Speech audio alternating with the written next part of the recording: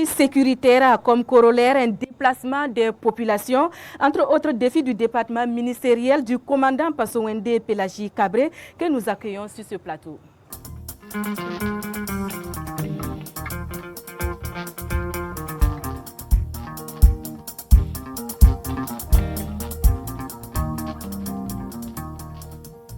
Alors bonsoir mon commandant. Bonsoir. Et soyez les bienvenus. Et merci de suivre avec nous le rappel des faits marquants de votre département ministériel. Oui, les acquis sur le front de la reconquête du territoire national ont indéniablement impacté donc la crise humanitaire. Les chiffres de 2025 sont évocateurs. Plus d'1 million de personnes sont retournées dans leur localité d'origine. Monsieur Somda, le commandant Passowende Pélagie Cabré, ses équipes se sont également attelées au cours des 12 derniers mois à porter assistance à des personnes victimes de catastrophes naturelles, sans oublier la lutte contre les violences basées sur le genre et la protection des enfants. Les actions phares de 2025 avec Lambert Soma. Au cours de l'année 2025, le ministère de l'Action humanitaire et de la Solidarité nationale a assuré plusieurs missions conformément au décret numéro 2024-1022/presse/PM du 2 septembre 2024 portant attribution des membres du gouvernement. Durant les 12 derniers mois, les actions du ministère dirigées par le commandant Passowende Pélagie Cabré ont tourné autour de 5 axes majeurs. En matière de prévention et de gestion des catastrophes et des crises humanitaires, 1 142 260 personnes issues de 189 453 ménages de 846 localités sont retournées dans leur domicile. Environ 1,5 million de personnes vulnérables victimes de catastrophes et crises humanitaires ont été bénéficiaires d'une assistance alimentaire. 46 855 ménages déplacés internes, y compris les retournés, sont bénéficiaires d'une assistance en articles ménagers essentiels. 8 740 ménages vulnérables ou victimes de catastrophes et de crises humanitaires sont bénéficiaires d'abris d'urgence. En matière de protection des enfants, 34 662 enfants victimes de violences et d'abus divers ont reçu des prises en charge sanitaires, alimentaires et psychosociales. 17 318 enfants bénéficiaires d'extraits d'actes de naissance. 9 371 orphelins et d'autres enfants vulnérables, y compris ceux porteurs de handicap et ceux affectés par des actes de terrorisme, scolarisés ou bénéficiaires de formation professionnelle. Le ministère de l'Action humanitaire, toujours dans la même rubrique, a pris en charge dans les structures de garde et d'encadrement de jeunes enfants 3 866 individus, 2 079 enfants en détresse pris en charge dans les familles d'accueil et dans les centres d'accueil des enfants en détresse, le retour en famille organisé au profit de 2 546 enfants victimes de violences et d'abus divers. 811 pupilles de la nation pris en charge sur le plan psychosocial.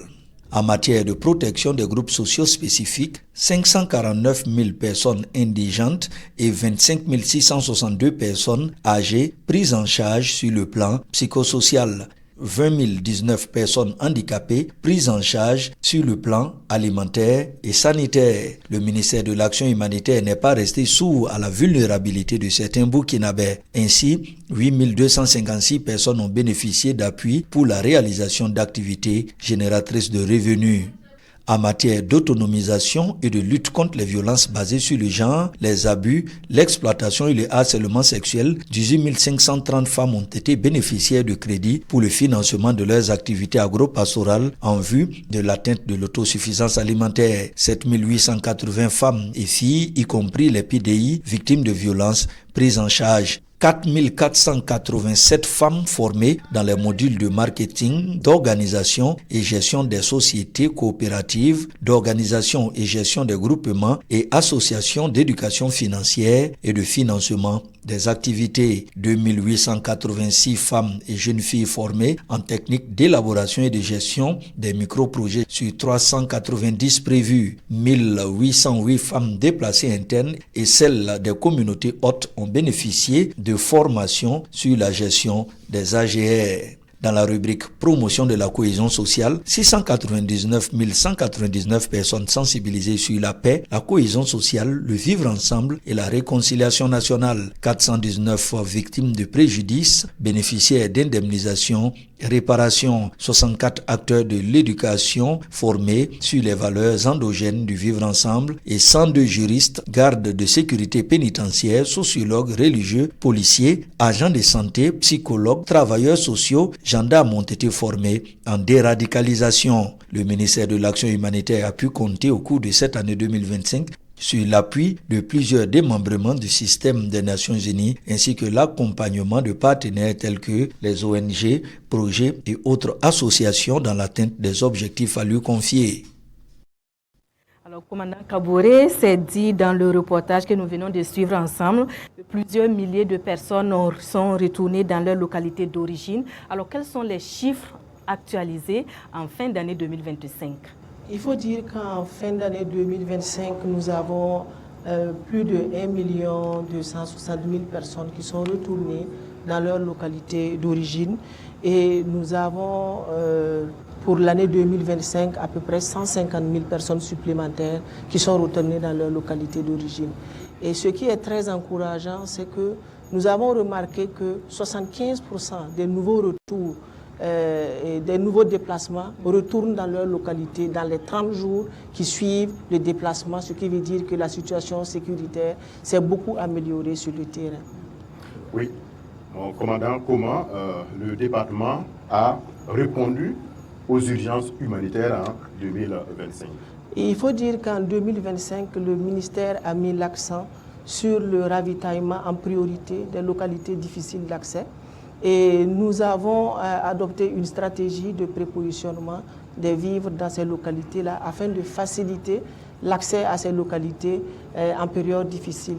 Donc cette année, nous avons eu des localités qui ne nous ont pas posé beaucoup de problèmes parce que nous avons pu prépositionner assez de vivres pour pouvoir répondre aux urgences. Et il faut dire aussi que cette année, nous avons beaucoup plus mis l'accent sur le relèvement des populations déplacées internes.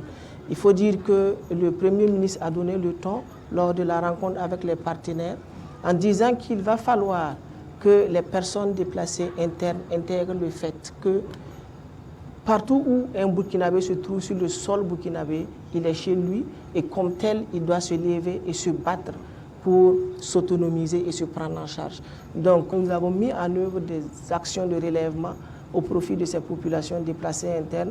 Et je puis vous dire que cette année, les populations déplacées internes qui ont pu bénéficier des terres que nous avons mobilisées aux alentours de Ouaga et dans d'autres localités, et ces terres, ce sont des bonnes volontés qui nous les ont offertes gracieusement, ils ont pu cultiver et ils ont vraiment eu de bonnes récoltes cette année. Donc nous allons continuer avec les actions de relèvement pour ces personnes déplacées internes parce que nous avons toujours dit la dignité d'un Burkinabé, c'est lorsqu'il travaille de ses propres mains et qu'il se prend en charge, pas lorsqu'on vient lui tendre une tine de mil chaque jour. Alors, en 2025, vous avez mis en route la caravane des Messira. Alors, quel est le point qu'on peut faire aujourd'hui et comment pouvez-vous assurer la population de la transparence et l'équité dans la distribution de l'aide issue de cette caravane? Merci bien. Il faut dire que nous avons lancé effectivement la caravane le 14 novembre passé. La campagne n'est pas encore terminée, donc nous allons achever la campagne le 31 janvier 2026.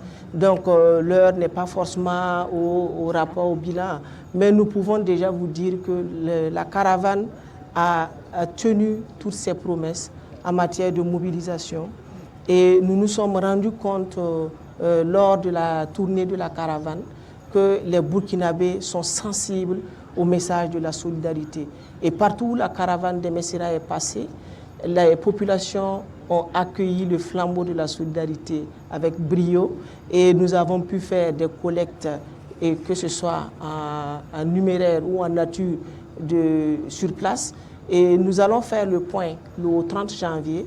Et je peux vous assurer que nous allons mettre tout en œuvre pour que les vivres et les ressources que nous avons collectées lors de la campagne des Messira puissent atteindre les populations qui en ont le plus besoin. C'est en cela que nous mettons un certain nombre de mécanismes qui vont nous permettre de suivre la répartition de ces ressources, de suivre les actions qui sont menées avec ces ressources au profit des personnes vulnérables et surtout de voir quels sont les impacts que ces actions ont sur la vie des personnes vulnérables.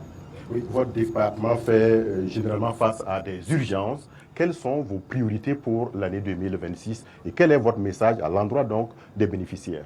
2026, nous voulons construire une action humanitaire beaucoup plus rapide et une action humanitaire plus coordonnée et une action humanitaire plus humaine. Donc, c'est dire qu'en 2026, nous allons mettre l'accent sur la réduction des délais d'intervention lorsque nous avons une situation d'urgence sur le terrain. Et pour cela, nous avons vraiment bénéficié de l'accompagnement du camarade président du FASO, qui a bien voulu, en tout cas, nous permettre d'acquérir des moyens roulants qui vont venir renforcer le Conseil national de secours d'urgence et de réhabilitation et qui va nous permettre, en tout cas, de nous déployer très rapidement sur le terrain pour prendre en charge les personnes vulnérables. Mais nous voulons une action humanitaire qui s'allie à des actions de relèvement. Donc, ce que nous avons à dire aux bénéficiaires, c'est que cette année, nous allons beaucoup plus nous inscrire dans le relèvement que dans l'assistance alimentaire. Donc nous allons beaucoup mettre l'accent sur les activités génératrices de revenus. Nous allons former les personnes vulnérables au métier, nous allons leur donner des formations professionnelles et nous allons leur donner des kits d'installation pour leur permettre d'exercer des activités génératrices de revenus sur le terrain pour pouvoir se prendre en charge. Donc 2026 sera une année beaucoup plus tournée vers le relèvement que vers l'assistance humanitaire. Et naturellement, zéro tolérance pour les mauvaises pratiques. Zéro tolérance pour les mauvaises pratiques en 2026 et nous sommes en train de mettre un centre unifié d'appel qui va nous permettre de pouvoir enregistrer les plaintes en matière de mauvaises pratiques sur le terrain et des agents et des personnels de l'humanitaire, parce que ce n'est pas seulement les personnels du ministère qui sont dans l'humanitaire. Nous avons tout un monde qui travaille dans l'humanitaire, nous avons les partenaires qui travaillent dans l'humanitaire. Et ce centre d'appel va nous permettre de recueillir les plaintes sur le terrain, sur les mauvaises pratiques. Et je vous assure que si nous prenons quelqu'un dans ces mauvaises pratiques, la personne sera traitée avec la dernière énergie. Donc nous vous rassurons que nous allons mettre tout en œuvre pour que ces pratiques prennent fin en 2026. Merci beaucoup pour cette décision. Merci.